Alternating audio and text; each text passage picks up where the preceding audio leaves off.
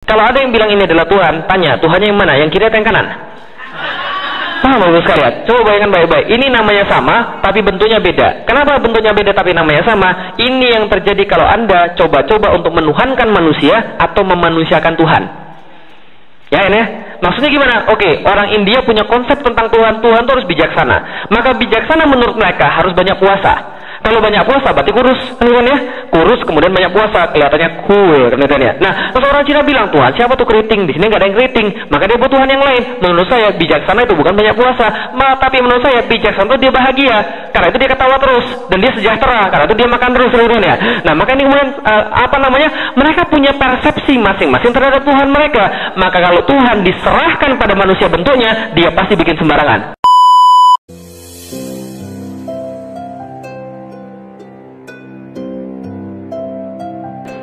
Bagaimana konsep ketuhanan di dalam agama Buddha?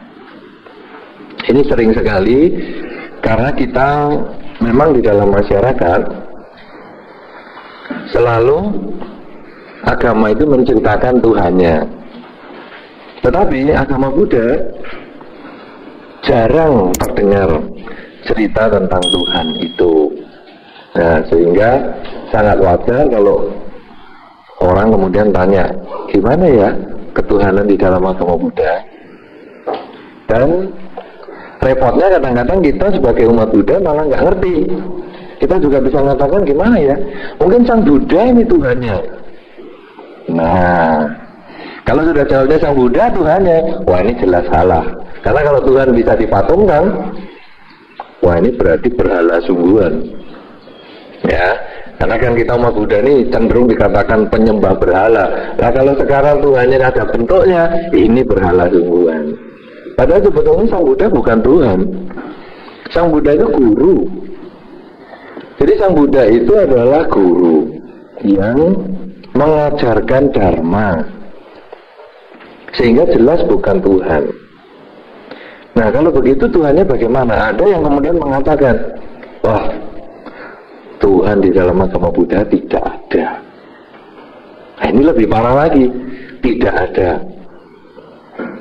Biasanya kalau tadi dikatakan begitu, saya jawab, kalau ngomong Tuhan tidak ada, berarti ini perlu ditatar Pancasila. Kenapa demikian? Karena di dalam Pancasila Indonesia, Pancasila sebagai dasar negara Indonesia, salah satu dari silanya, yaitu sila yang pertama, itu kan ada ketuhanan yang Maha Esa. Dan kalau ada ketuhanan yang Maha Esa, agama yang diakui ada 5, salah satunya agama Buddha. Jadi kalau orang mengatakan agama Buddha tidak bertuhan, wah ini dia, tatar Pancasila. Biar tahu bahwa agama Buddha itu termasuk salah satu dari agama yang diakui memiliki konsep ketuhanan yang Maha Esa. Nah, kalau begitu, ketuhanan yang Maha Esa ini adalah diakui oleh pemerintah. Konsep ketuhanan agama Buddha diakui oleh pemerintah. Sekarang, apakah konsep agama Buddha itu tentang Tuhan? Kok tidak pernah ada umat Buddha yang sembahyang, Tuhan berilah saya sebagai umat Buddha rezeki, Tuhan berilah saya sebagai umat Buddha keselamatan. Kok tidak pernah? Nah, kita harus menjawab, selain konsep ketuhanan itu diakui oleh pemerintah, yang kedua, konsep ketuhanan setiap agama tidak sama. Apakah yang disebut tidak sama? Namanya masing-masing tidak sama. Tuhan ini dalam agama Kristen apa namanya? Yesus.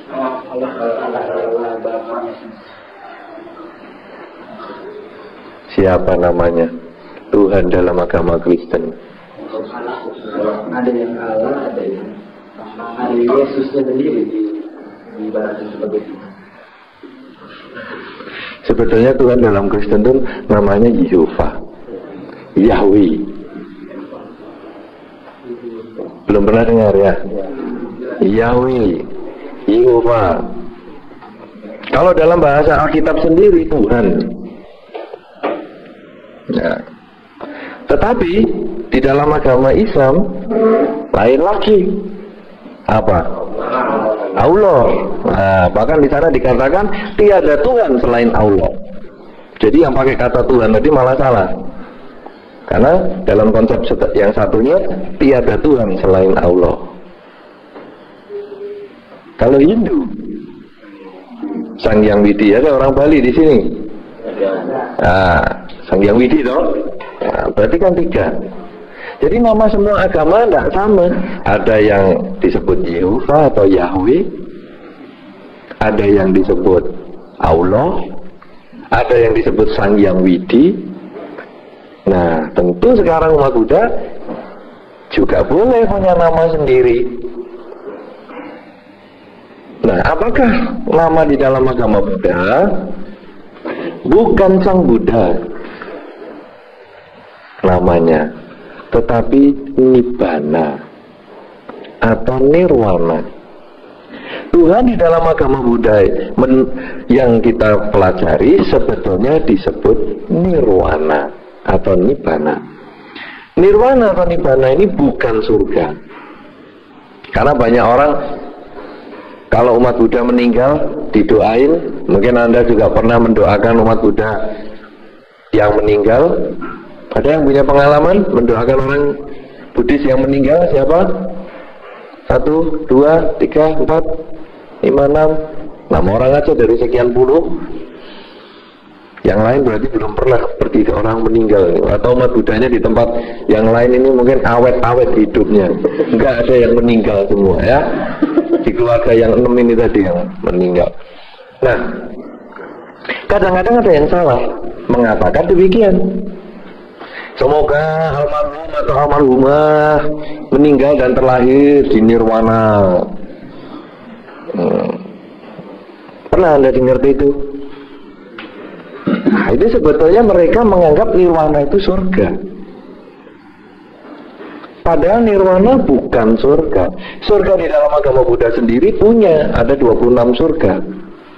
Nirwana ini bukan hanya umat Buddha yang salah, karena umat Buddha saja bisa salah, apalagi umat yang bukan Buddhis. Sehingga sering menganggap Nirwana itu surga, lalu membuat nama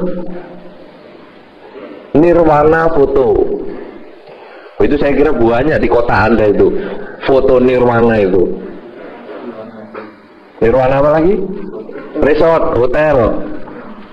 Nah, kalau orang itu tahu bahwa Nirwana itu Tuhan di dalam agama Buddha, takut pakai nama itu pasti. Coba, kan belum pernah ada tuh fotokopi Tuhan,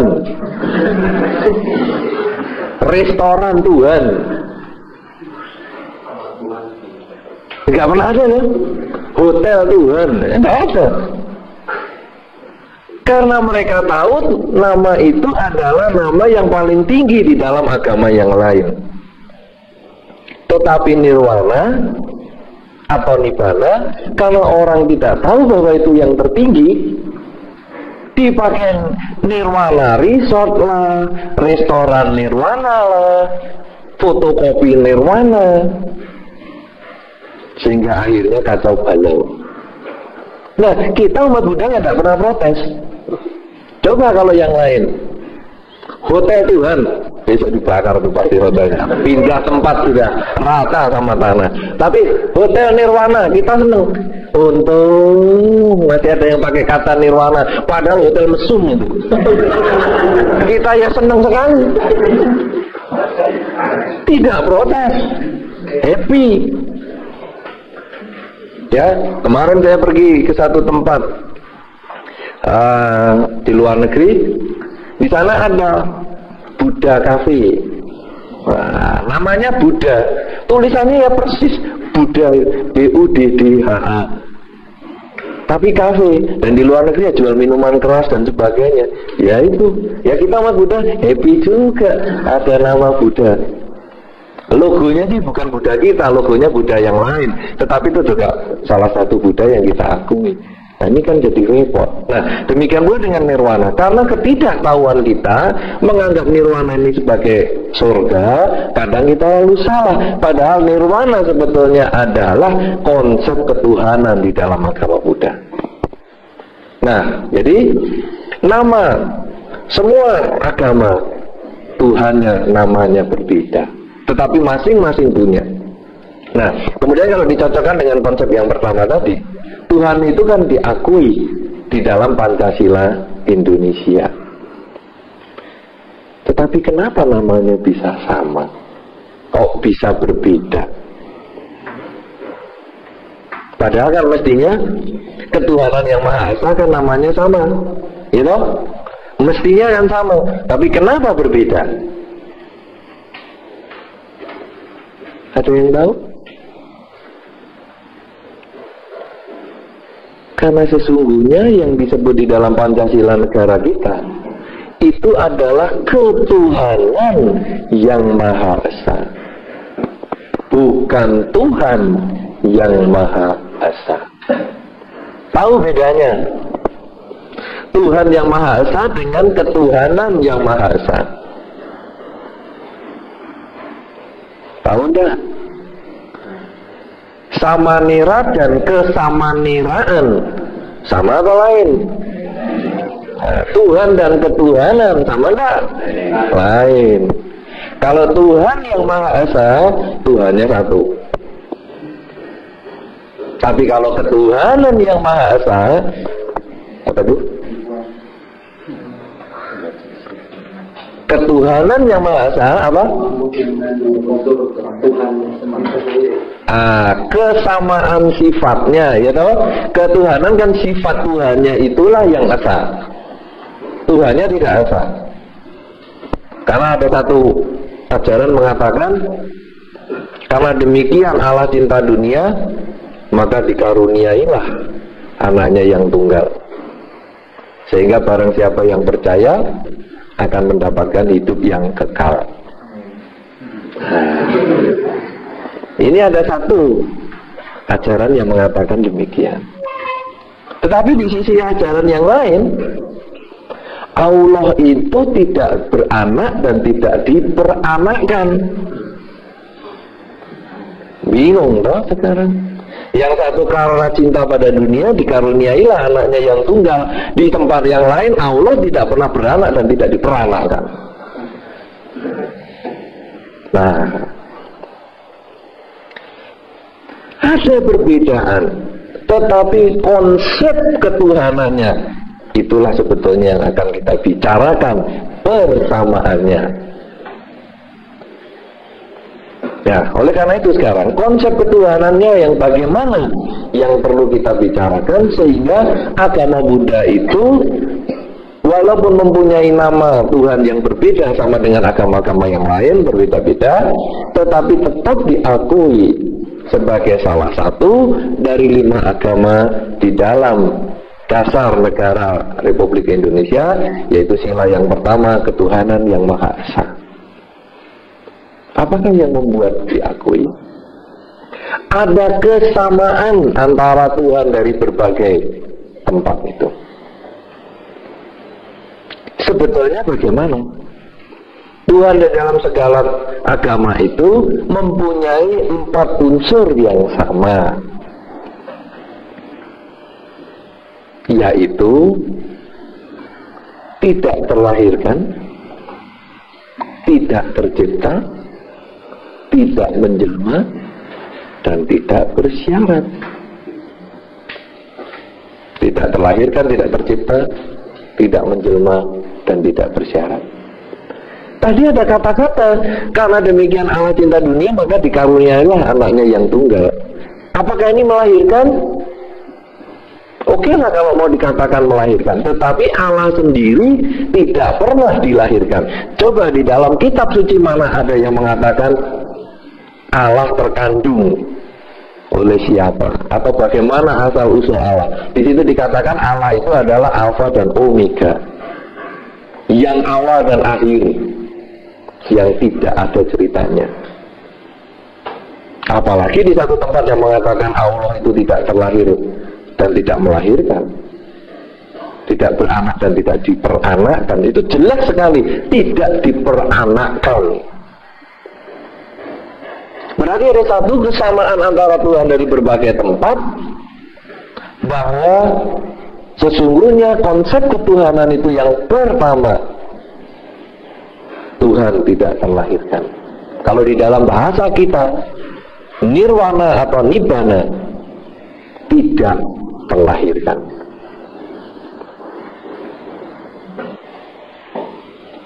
Nah, kemudian kesamaan yang kedua, selain tidak terlahirkan, Tuhan itu atau nibbana dalam bahasa kita tidak terciptakan. Di tetangga dikatakan bahwa Tuhan itu menciptakan dunia. Tetapi kalau Anda ditanya atau mereka ditanya, siapakah yang menciptakan Tuhan? Mereka akan mengatakan, kamu dosa loh kalau orangnya gitu. Dosa besar kamu nanyakan Tuhan yang nyiptain siapa. Padahal kan orang mengatakan, ini alat tulis ini mesti ada yang nyiptakan. Yang nyiptakan siapa? Pabrik. Pabrik yang nyiptakan siapa? Yang punya modal. Yang punya modal yang nyiptakan siapa? Ya bapak ibunya. Bapak ibunya yang nyiptakan siapa? Ya kakek neneknya. Kakek neneknya siapa yang nyiptakan? Siapa lagi tuh? Buyutnya. Siapa lagi diikuti lahirnya, lama-lama yang nyiptakan Tuhan. Tapi kalau ditanya lagi, yang nyiptakan Tuhan siapa? Tidak boleh tanya itu. Wah, nanti. Loh, semua orang katanya tadi ditanya ada yang nyiptakan. Semua benda ada yang nyiptakan. Kenapa jatuh temponya Tuhan kok nggak ada yang nyiptakan? Karena memang kesamaan di dalam semua unsur ketuhanan yang Maha Esa tadi, Tuhan tidak terciptakan, tidak terlahirkan, tidak terciptakan, tidak menjelma. Nah, jadi Tuhan menjelma jadi naga, tidak ada. Tuhan menjelma jadi binatang, tidak ada. Jelmaan itu tidak ada. Dan yang lebih hebat lagi, selain tidak terlahirkan, tidak terciptakan, tidak menjelma, Tuhan itu tidak bersyarat. Apa contohnya tidak bersyarat? Coba kalau kita lihat di tetangga, kan doanya salah satunya adalah Bapa kami yang ada di surga. Si A berdoa menyebut Bapa kami yang ada di surga. Si B, anaknya si A, nyebutnya apa? Nyebutnya kepada Bapa kami yang di surga apa? Hah? Hah? Udah dong. Si A menyebut Tuhan itu Bapa kami yang ada di surga. Si B, anaknya si A, menyebut, masa ada doanya kakek kami yang ada di surga? Bapa kami yang ada di surga. Si C, anaknya si B, alias cucunya si A, tetap Bapa kami yang di surga. Aneh tau?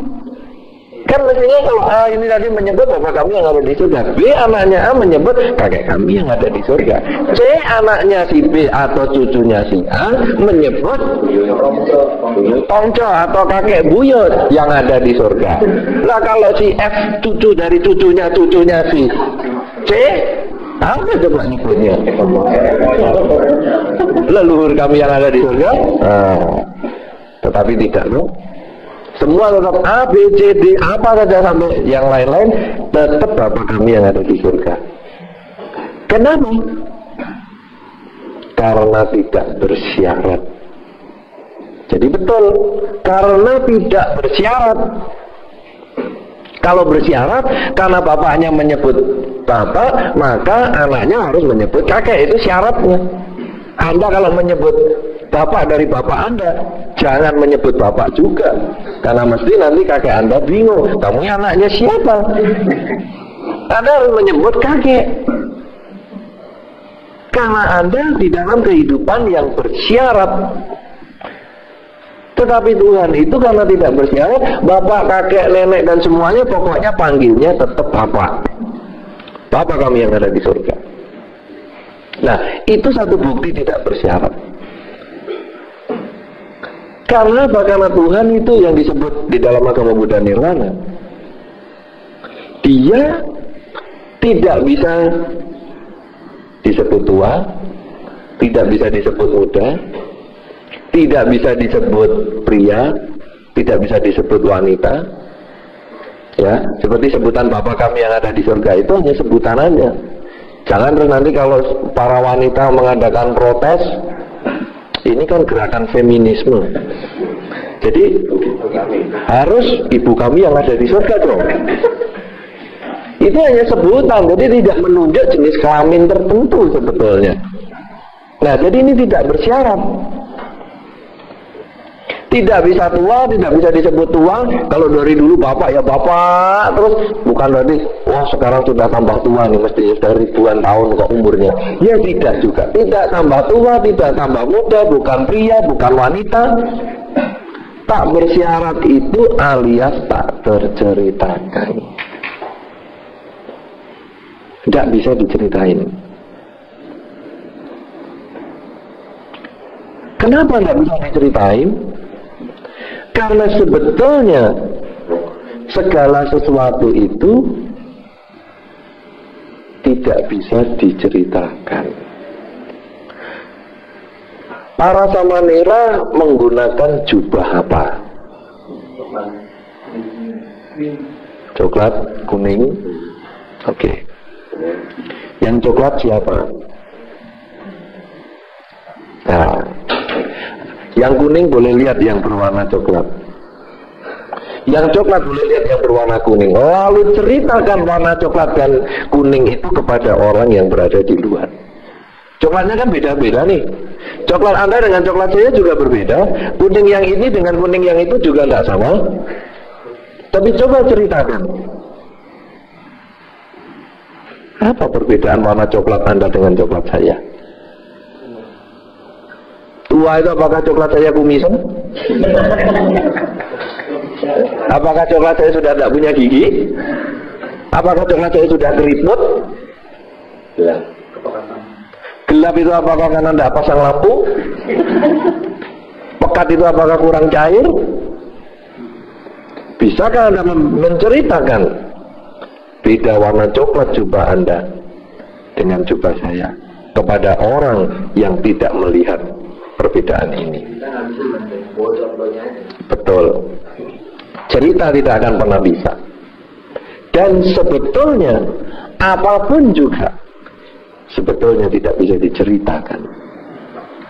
Kecuali Anda bawa contohnya atau orang itu Anda suruh masuk. Ini loh bedanya. Coklat ini dengan coklat itu tidak sama. Tapi selama Anda hanya cerita saja tidak bisa. Anda tadi mengatakan, waktu saya tanya, jadi samanera, jadi upasika atasila, enak nggak? Enak. Enak itu apa sih? Enak itu konsepnya apa? Apakah seenak makan pagi? Apakah seenak istirahat malam? Apakah seenak jalan-jalan ke pegunungan? Apakah seenak duduk bermeditasi? Apakah seenak masakan yang bumbunya lengkap? Enak itu apa coba konsepnya? Bagaimana orang bisa ngerti perkataan Anda? Enak lo jadi samanera. Ceritakan coba enaknya itu seberapa. Enak lu jadi upasika Tasila. Ceritakan enaknya itu sampai di mana. Mampu nggak Anda cerita itu? Mampu nggak? Bisa nggak Anda cerita? Hah? Cerita bisa? Coba ceritakan enaknya bagaimana. Coba ceritakan enaknya bagaimana.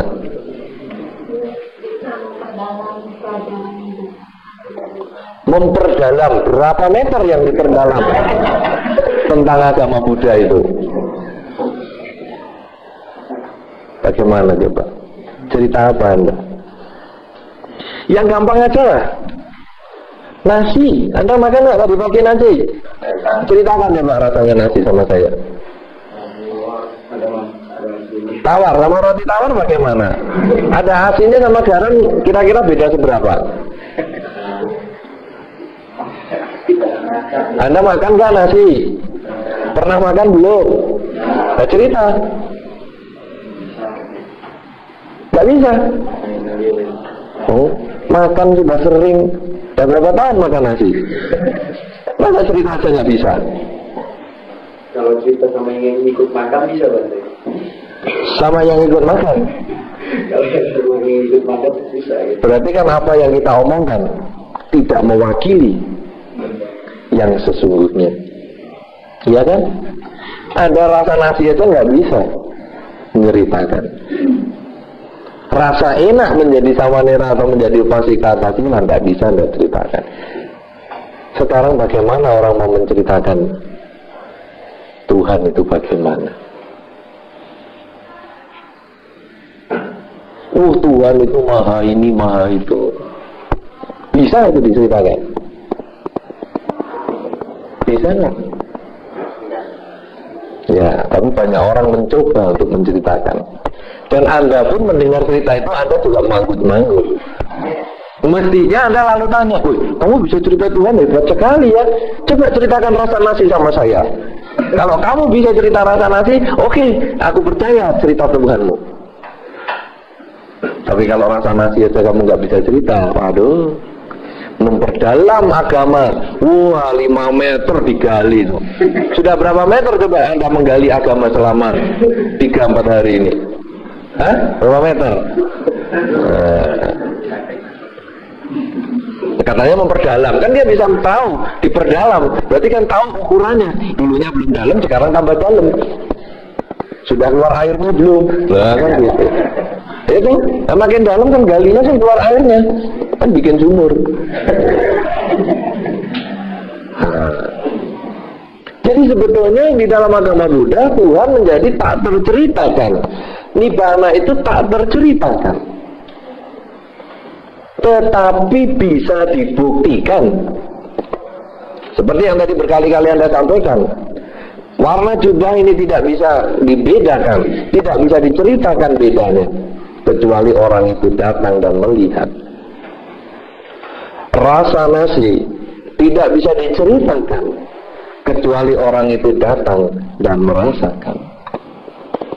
Nibbana, Tuhan di dalam agama Buddha, tidak bisa diceritakan kecuali datang dan buktikan.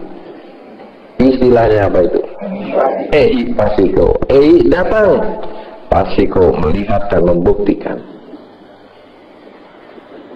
Ini sebetulnya dasarnya ei pasiko, datang dan membuktikan. Karena segala sesuatu sebetulnya kita tidak bisa menceritakan. Nah sekarang, jadi Tuhan di dalam agama Buddha punya nama yang berbeda. Karena yang di dalam Pancasila Buddhis atau yang disebut Pancasila Dasar Negara Indonesia, yang diakui adalah ketuhanan yang Maha Esa, bukan Tuhan yang Maha Esa. Karena kalau Tuhan yang Maha Esa menunjuk satu pribadi yang sama, tetapi sebetulnya ketuhanan yang Maha Esa, sifat-sifatnya yang sama. Sifat yang sama berbeda nama, yang masing-masing tidak bisa diceritakan, tetapi bisa dibuktikan. Nah sekarang, bagaimana cara membuktikan nirwana atau nibbana Tuhan di dalam agama Buddha ini? Kalau kita melihat semua agama, sebetulnya Tuhan itu, apa konsep ketuhanan mereka, ada sesuatu yang sama yang disebut sebagai tujuan hidup. Kalau Anda membaca di koran, Anda akan melihat dengan jelas Tuhan itu menjadi tujuan hidup. Bacalah koran berita orang meninggal, maka di situ akan jelas telah dipanggil Tuhan, telah pulang ke rumah Bapak. Nah, itu kan sebetulnya adalah merupakan tujuan. Dipanggil caranya bagaimana terserah, pokoknya dipanggil pulang ke rumah Bapak, kembali ke hadirat Tuhan. Hadirat itu depan, makanya hadirin, hadirat, hadir, datang, depan. Telah kembali ke sisi Tuhan. Jadi ada yang pengen di depan, ada yang pengen di sisi, ada juga yang di pangkuan maunya. Belum ada yang mau di pundak, minta digendong ya. Tetapi di depan ada, di sisi ada, di pangkuan ada. Kembali ke rumah Bapak, ya ada, betul. Nah, jadi semua orang yang meninggal maunya kembali ke rumah Bapak, maunya berdekatan dengan Tuhan. Demikian pula seorang umat Buddha, sebetulnya tujuan akhir seorang umat Buddha adalah mencapai nibbana sebagai tujuan akhir perjalanan kehidupan lahir kembali yang cukup panjang. Nah sekarang bagaimana mencapai konsep ketuhanan di dalam agama Buddha? Kalau saudara-saudara mempelajari yang di tempat lain, konsep ketuhanan itu bakal tercapai kalau seseorang sudah meninggal. Seperti yang tadi saya sebutkan, kalau Anda membuka di koran berita duka, kembali ke hadirat, kembali ke sisi, ke rumah, ke pangkuan, artinya itu adalah orang yang sudah meninggal. Tetapi Tuhan di dalam agama Buddha yang disebut nirwana ini punya kelebihan. Nibbana atau nirwana ini bisa dicapai bukan ketika orang sudah meninggal saja, tetapi nibbana atau nirwana ini bisa dicapai ketika manusia masih hidup.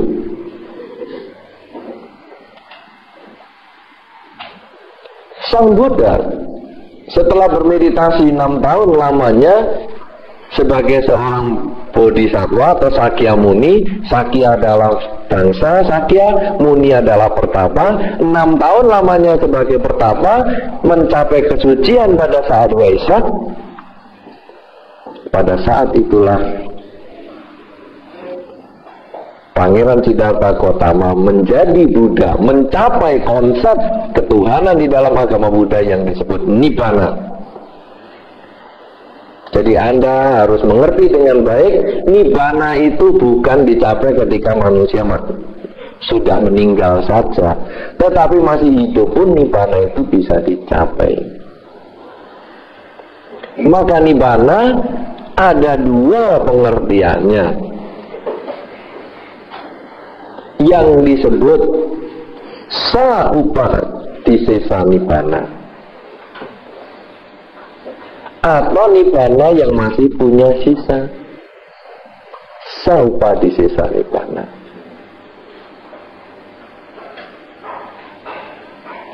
Apakah Nibbana yang bersisa? Ketika orang itu masih hidup, dia telah mencapai Nibbana. Sisanya itu ya sisa badan jasmani ini. Seperti Pangeran Siddhartha pada saat Purnama Cidi di bulan Waisak mencapai Nibbana, Nibbananya adalah Saupadisesa Nibbana.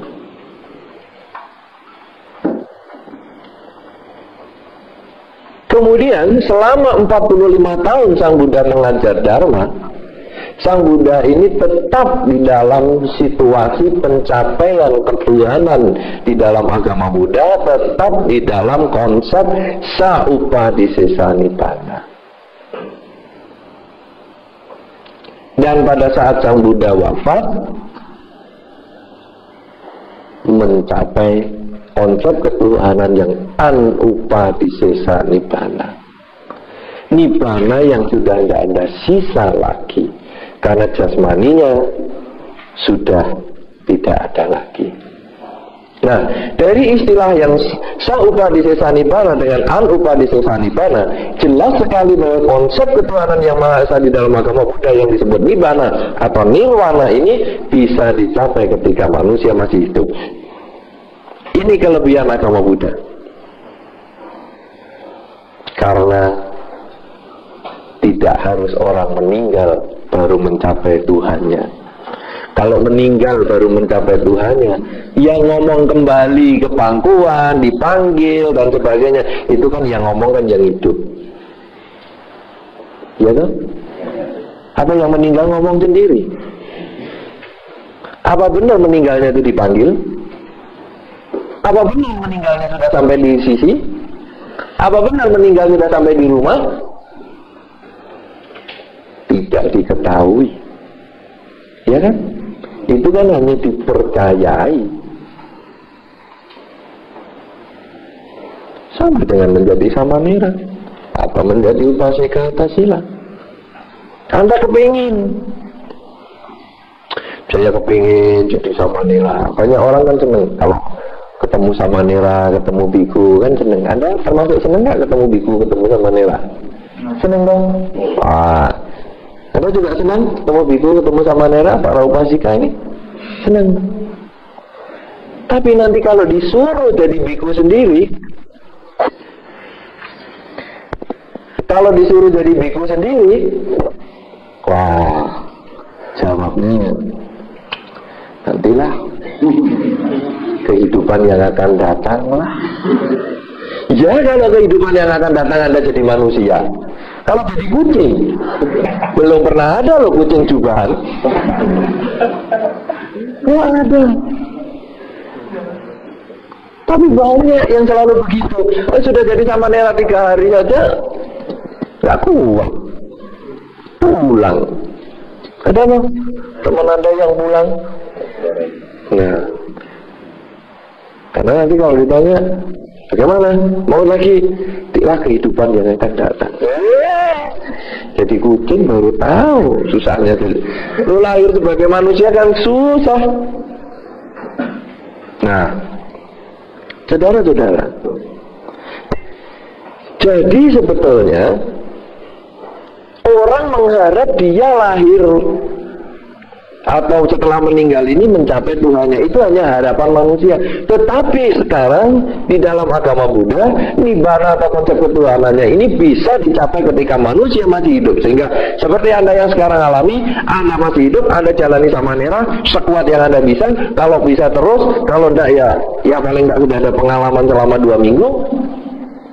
Ini sebetulnya yang kita jelas bisa rasakan di dalam kehidupan ini. Demikian pula Nibbana bisa kita rasakan dalam kehidupan ini. Caranya bagaimana?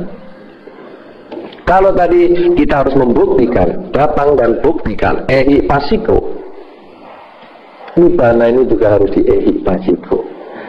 Kalau kita membedakan warna jubah orangnya dipanggil, supaya melihat bedanya warna coklat kita masing-masing.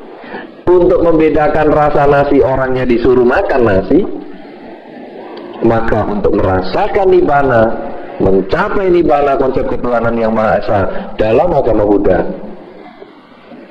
orangnya disuruh melaksanakan jalan mulia berunsur 8. Karena sesungguhnya Nibbana adalah hasil pelaksanaan jalan mulia berunsur 8. Pada saat Sang Buddha akan wafat, pernah ditanya oleh muridnya, apakah setelah Sang Buddha wafat nanti orang sucinya menjadi habis di dunia?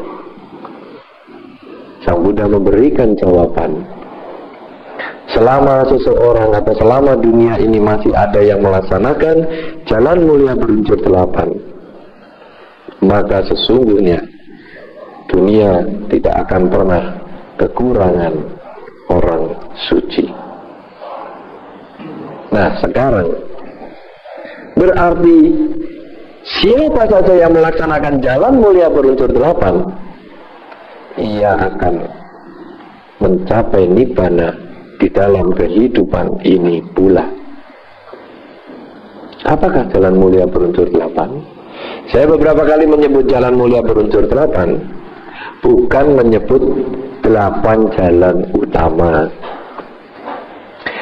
Banyak sekali terjemahan buku-buku, banyak sekali pengertian-pengertian yang diberikan di dalam masyarakat, termasuk mungkin Anda yang para guru agama, sering menyebut 8 jalan utama.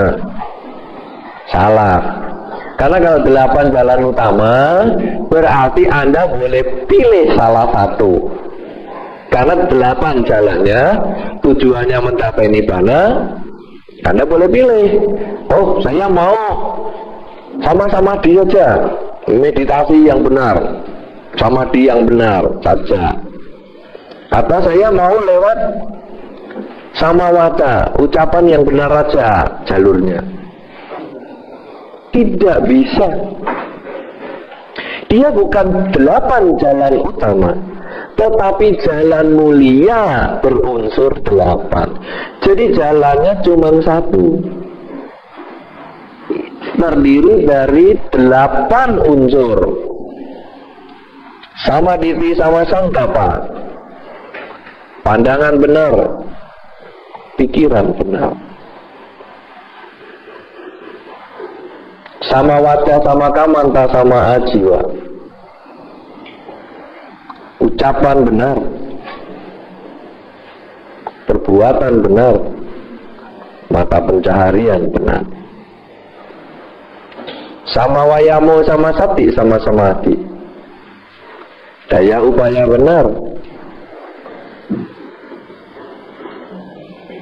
konsentrasi yang benar, dan samadhi yang benar.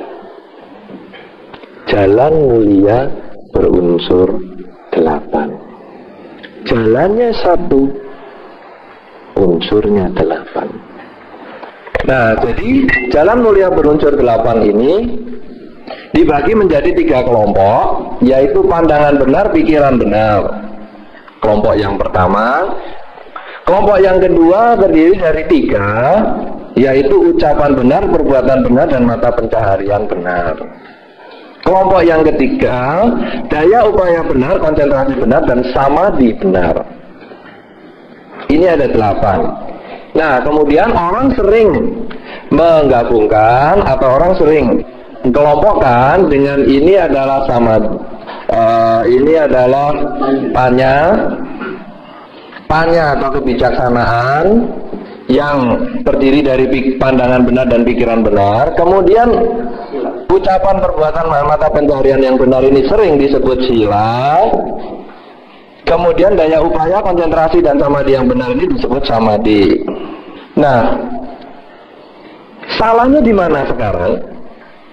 Orang sering menerangkan bahwa jalan mulia berunsur 8 ini adalah sila, samadhi, panya. Mungkin Anda pernah mendengar dari guru-guru agama Anda. Mungkin Anda pernah menerangkan itu sendiri. Oh, jalan mulia berunsur 8 itu sila, samadhi, panya. Pernah Anda dengar itu? Padahal sebetulnya apa? Panya, sila, samadhi. Karena orang nggak mengerti, dibalik. Itu sama dengan menjadi Buddha baru. Sang Buddha saja kasihnya urutannya begini, panya, sila, samadhi, orang menerangkan sila sama tipanya. Itu kan Buddha baru nanti jadinya. Iya kan? Loh, sekarang bagaimana? Memang ceritanya mestinya sila sama dipanya, karena panya adalah hasil, kebijaksanaan ini adalah sebagai hasil dari pelaksanaan sila dan meditasi. Tetapi sebetulnya tidak begitu. Manusia pada mulanya dia mempunyai pandangan benar dan pikiran benar ini sebagai teori. Seperti yang sekarang Anda alami, Anda ini sebenarnya baru belajar teori. Pandangan tentang 4 kesunyataan mulia, misalnya pandangan yang benar tentang 4 kesunyataan mulia, itu adalah teori. Anda nanti mungkin di dalam salah satu mata pelajaran Anda diterangkan 4 kesunyataan mulia sebagai pokok dasar ajaran Sang Buddha, itu baru teori. Pikiran yang benar hilang dari ketamaan, hilang dari kebencian, hilang dari kegelapan batin, itu baru teori. Dari teori Anda yang sudah Anda miliki, yang merupakan panya, yang disebut lokiya panya. Lokiya panya itu adalah kebijaksanaan yang bersifat duniawi alias teoritis. Anda mulai praktek menjalankan sila. Anda berusaha mengembangkan 3 unsur lain dari jalan mulia beransur 8, yaitu ucapan benar, perbuatan benar, dan mata pencaharian benar. Kenapa Anda mau menjalani ucapan benar, perbuatan benar, dan mata pencaharian yang benar? Karena Anda sudah mulai mengerti, punya pandangan yang benar dan pikiran yang benar tentang bagaimana mengatasi ketamaan, kebencian, dan kegelapan batin. Sehingga Anda sekarang menjadi samanera, Anda menjadi upasika atasila, bukan karena ngawur-ngawur, bukan karena iya aku suka-sukanya sendiri lah, aku nggak tahu apa-apa, pokoknya aku masuk. Salah. Anda sudah mulai mengerti teorinya, maka Anda baru mau menjalankan. Kalau nggak tahu teorinya, untuk apa Anda lakukan? Nah, setelah Anda berusaha menjalankan ucapan yang benar, mengurangi kebohongan, kata-kata yang menyakitkan, dan lain sebagainya, perbuatan yang benar, Anda mulai juga kerjakan perbuatan-perbuatan yang menghindari keburukan, menambah kebaikan. Kemudian juga mata pencaharian yang benar, Anda berusaha menghindari beberapa pekerjaan yang sebaiknya tidak dilakukan oleh para upasaka maupun upasika, yaitu yang biasanya berhubungan dengan pembunuhan, ya, yang berhubungan dengan pelanggaran sila dan sebagainya. Anda sebetulnya mulai mengendalikan diri. Sebetulnya melaksanakan sila itu adalah latihan untuk mengendalikan diri. Tidak membunuh. Mungkin bagi Anda hal itu adalah normal. Saya tidak pernah membunuh manusia, betul. Tetapi pelaksanaan sila Buddhis, tidak membunuh, mencuri, melanggar kesusilaan, bohong, dan mabuk-mabukan, bukan hanya berhubungan dengan manusia. Saya tidak pernah membunuh manusia, tapi nyamuk, kecoa saya hajar semua, semut juga saya hajar semua. Lain, ini konsep yang keliru.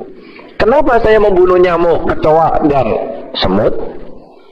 Karena saya punya rasa tidak suka. Coba nyamuk, baru meditasi, nging. Wah, itu nyamuk sulit untuk dijadikan objek meditasi. Kalau suara air gemericik jadi objek meditasi, gampang. Tapi kalau nging, suara nyamuk dijadikan objek meditasi, wah, kebencian yang muncul. Jadi akhirnya tepok nyamuk keras-keras. Nah, akhirnya teman-temannya kaget. Niatnya apa sebetulnya? Niatnya ingin melakukan pembunuhan. Tetapi kita yang telah melaksanakan sila, yang berusaha melakukan perbuatan yang benar, kita berusaha menghindari pembunuhan. sebetulnya untuk apa? Untuk mengatasi kebencian. Yang kalau tadi di dalam pikiran yang benar adalah pikiran yang terbebas dari kebencian. Mampu nggak saya tidak benci dengan nyamuk? Mampu nggak saya tidak benci dengan kecoa? Mampu nggak saya tidak benci dengan semut? Karena ini yang Anda temui dalam kehidupan sehari-hari. Kalau tidak membunuh manusia gampang sekali, karena kita sebagai orang yang biasa jarang kemungkinan untuk melakukan itu. Tetapi kalau membunuh nyamuk, kecoa, dan semut, itu sangat gampang. Di kamar Anda pun tentu akan banyak semut. Anda lihat dalam diri Anda, pengen nggak saya mencat semut ini? Di dalam kamar Anda mungkin ada juga nyamuk. Pengen nggak saya tepok nyamuk ini? Kalau Anda masih menoleh kepada orang lain lalu oh, tidak ada yang lihat, pencet aja nyamuknya, pencet aja semutnya. Berarti Anda belum bisa melaksanakan sila dengan baik. Berarti Anda bukan muncul dari dalam keinginan mengurangi ketamaan, kebencian, dan kegelapan batin. Nah, sebetulnya sila ini adalah latihan mengurangi ketamaan, mengurangi kebencian, mengurangi kegelapan batin. Nah, orang yang telah menjalankan sila yang secara fisik ini mengurangi ketamaan, kebencian, dan kegelapan batin, dikembangkan lagi di dalam samadhi yang terdiri dari 3 unsur yang lain, yaitu daya upaya yang benar, konsentrasi benar, dan samadhi benar. Nah, daya upaya yang benar ini sebetulnya adalah pada saat kita bermeditasi, kita mencoba merenungkan di dalam diri kita, apakah hal-hal positif yang pernah saya miliki sehingga saya bisa meditasi dengan baik. Saya bisa tenang. Apa ya yang pernah saya miliki? Kalau dulu saya meditasi bisa tenang. Cari sebabnya. Coba kembangkan di masa yang sekarang supaya meditasi Anda semakin meningkat. Sebaliknya, Anda juga punya kekurangan, meditasinya lemah. Cari sebab, kenapa ya saya kalau meditasi kok sulit konsentrasi, saya kok ngantuan, saya kok nggak bisa terfokus pikirannya. Cari sebab, kemudian diatasi di masa yang akan datang. Sehingga akhirnya kekurangan kita di masa lampau kita perbaiki di masa yang sekarang. Sebaliknya kelebihan di masa lampau kita tingkatkan di masa sekarang sehingga meditasi makin meningkat. Kemudian juga kita boleh bertanya kepada orang lain, kamu kalau meditasi bagaimana? Wih, saya enak. Enak meditasi. Caranya bagaimana supaya kamu bisa nyaman bermeditasi? Kita boleh belajar kepada orang lain, karena kita mungkin belum punya kemampuan seperti itu. Kita tiru. Nah, kita tiru kemudian kita coba. Kalau dia bisa, kenapa aku nggak bisa? Nah, lalu kita kembangkan. Sebaliknya juga ada teman-teman kita yang kurang berhasil bermeditasi. Kita tanya juga sebabnya. Kenapa kamu kok sulit bermeditasi? Oh, gini. Kita walaupun nggak punya, kita hindari kemampuan itu. Jadi, daya upaya yang benar ini berbeda dengan mata pencaharian yang benar. Kalau mata pencaharian yang benar ini adalah untuk kehidupan Anda. Jadi bagaimana mencari atau mempertahankan kehidupan. Sedangkan daya upaya yang benar sebagai unsur yang keenam ini adalah bagaimana meningkatkan kualitas meditasi kita, melihat kelebihan yang kita miliki tingkatkan, melihat kekurangan yang kita miliki perbaiki, melihat kelebihan orang lain kita ikuti, melihat kekurangan orang lain kita hindari. Ya, inilah yang disebut daya upaya yang benar. Kemudian konsentrasi yang benar sebetulnya ini nanti adalah termasuk yang di dalam vipassana. Jadi kita mencoba mengembangkan kekuatan konsentrasi kita untuk melihat segala sesuatu yang kita ucapkan, menyadari apa segala sesuatu yang kita ucapkan, menyadari segala sesuatu yang kita kerjakan, dan menyadari segala sesuatu yang kita pikirkan. Kemudian samadhi yang benar ini adalah pencapaian jhana atau samatha bhavana. Ya. Nah, jadi kalau kita sudah bisa mengembangkan samadhi dalam samatha dan vipassana ini, maka tercapailah yang disebut lokuttara panya. Jadi sebetulnya jalan mulia berunsur 8 ini terdiri dari panya, atau kebijaksanaan yang terdiri dari dua unsur, yaitu pandangan benar dan pikiran benar, yang masih bersifat teori, kemudian kita kembangkan menjadi sila yang terdiri dari ucapan benar, perbuatan benar, dan mata pencaharian benar. Kemudian kita kembangkan ke samadhi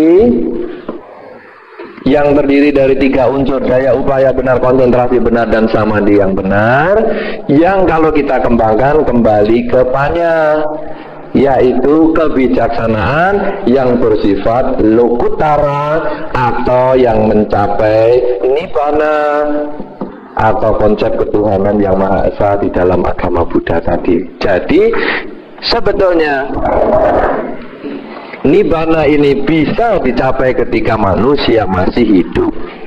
Ya, jadi kita bisa membuktikan kebenaran dharma itu, ehipasiko itu ketika manusia masih hidup.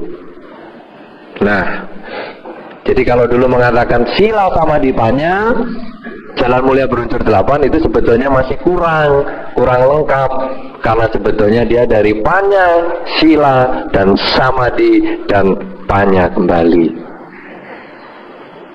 Nah, sekarang Tuhan yang Maha Esa ini yang merupakan nibbana atau yang kita istilahkan dengan nibbana, yang merupakan pencapaian jalan mulia berunsur 8, memang berbeda dengan ketuhanan di tempat lain.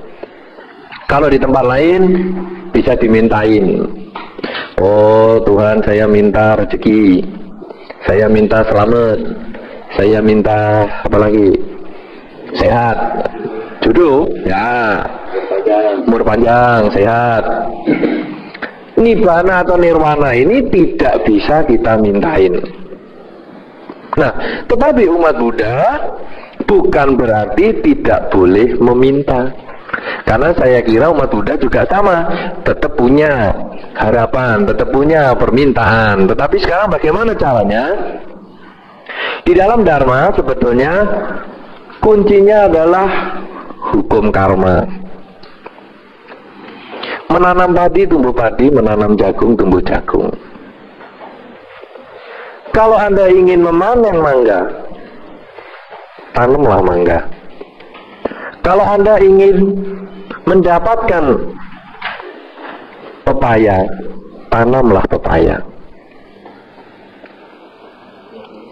Jadi, sekarang Anda ingin apa? Kalau Anda ingin umur panjang, tanamlah umur panjang juga. Bagaimana caranya? Nah, kalau ada orang sakit, Anda boleh bantu. Ya, karena membantu orang sakit adalah termasuk menambah umur panjang. Nah, dengan membantu itu kemudian Anda bertekad, semoga dengan kebaikan yang saya lakukan ini membuahkan kebahagiaan dalam bentuk umur panjang atau sehat. Setiap kali Anda berbuat baik, Anda boleh mengucapkan tekad seperti itu. Jadi seorang umat Buddha tidak meminta, tetapi seorang umat Buddha merumuskan buah kebaikan yang dia lakukan sesuai dengan harapan. Contohnya seperti apa? Di dalam Etawata. Akasata Cabumata Dewa Naga Mahidika Punyang Tang Anumoditwa Cirang Rakantu Indonesia. Cirang ragantu loka santi, cirang ragantu saya sendiri. Ya, itu kan semoga semua makhluk yang di angkasa dan di bumi, para dewa dan naga yang berkasa, setelah menikmati jasa-jasa ini, semoga melindungi saya sendiri. Ya toh? Nah, Anda kan punya permintaan, kenapa Anda tidak masukkan di situ? Sehingga Anda bisa mengucapkan tekad, karena kita tidak bisa bahasa Pali daripada nyusunnya malah salah. Lebih bagus mengucapkan dalam bahasa Indonesia. Semoga dengan kebaikan yang sudah saya lakukan sampai hari ini akan membuahkan kebahagiaan dalam bentuk kesehatan, kekuatan, panjang umur, apa saja, masukkan di situ. Jadi kita umat Buddha bukan diajari meminta-minta.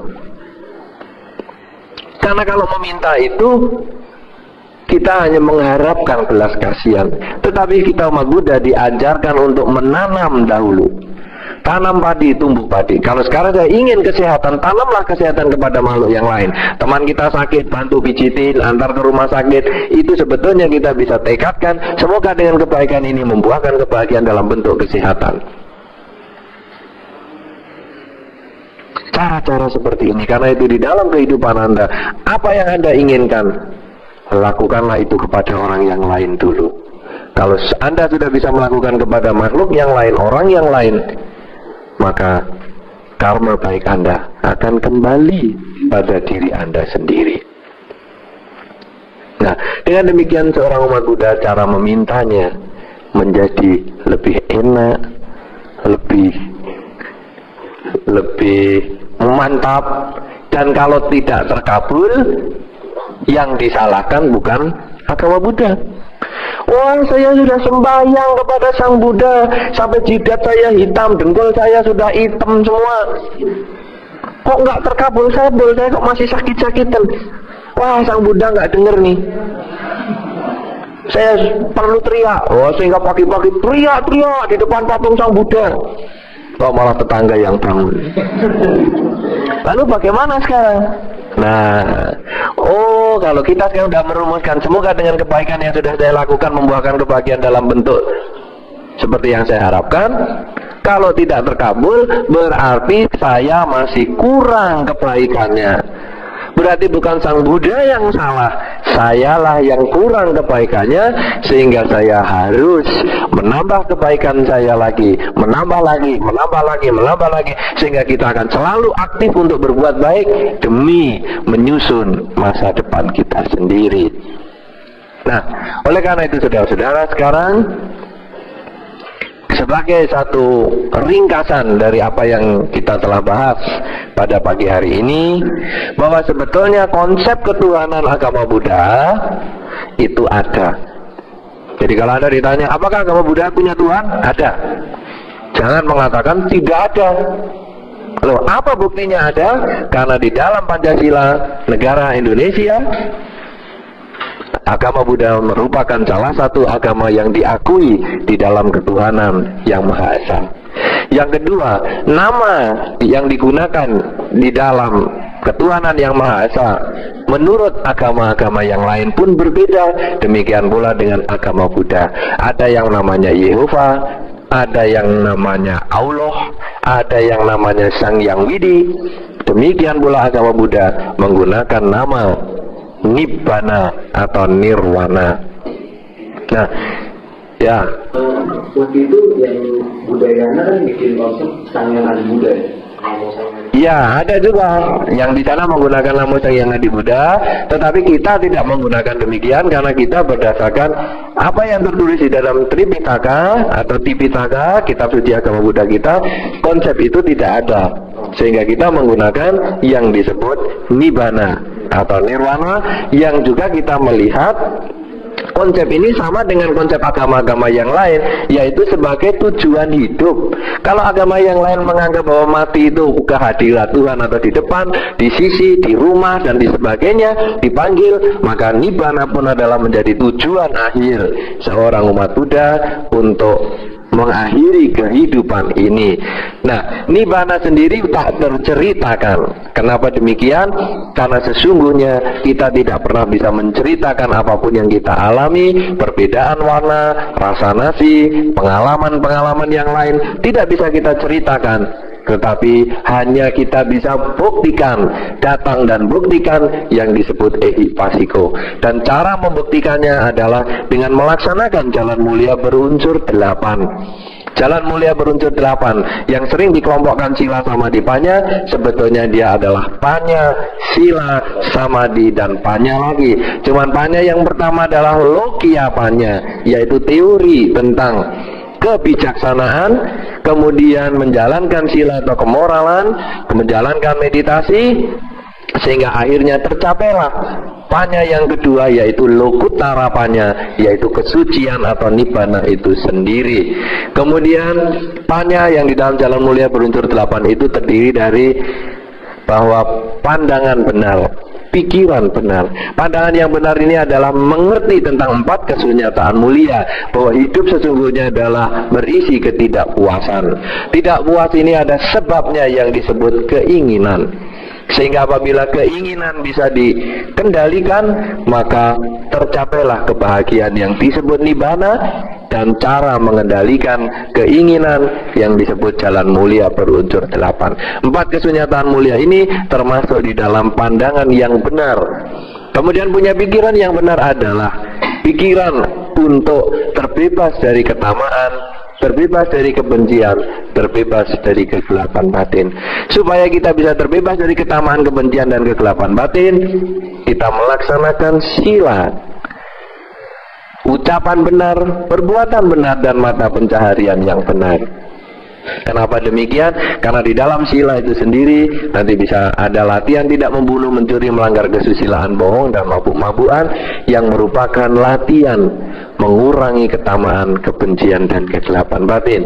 Kemudian kita juga sekaligus melaksanakan yang disebut samadhi yang benar atau meditasi, yang terdiri dari daya upaya benar, konsentrasi benar yang dikembangkan dalam vipassana, dan juga nanti samadhi yang benar, yaitu pencapaian jhana di dalam vipassana, di dalam samatha bhavana. Nah, dengan demikian 8 hal ini dilakukan bersama-sama.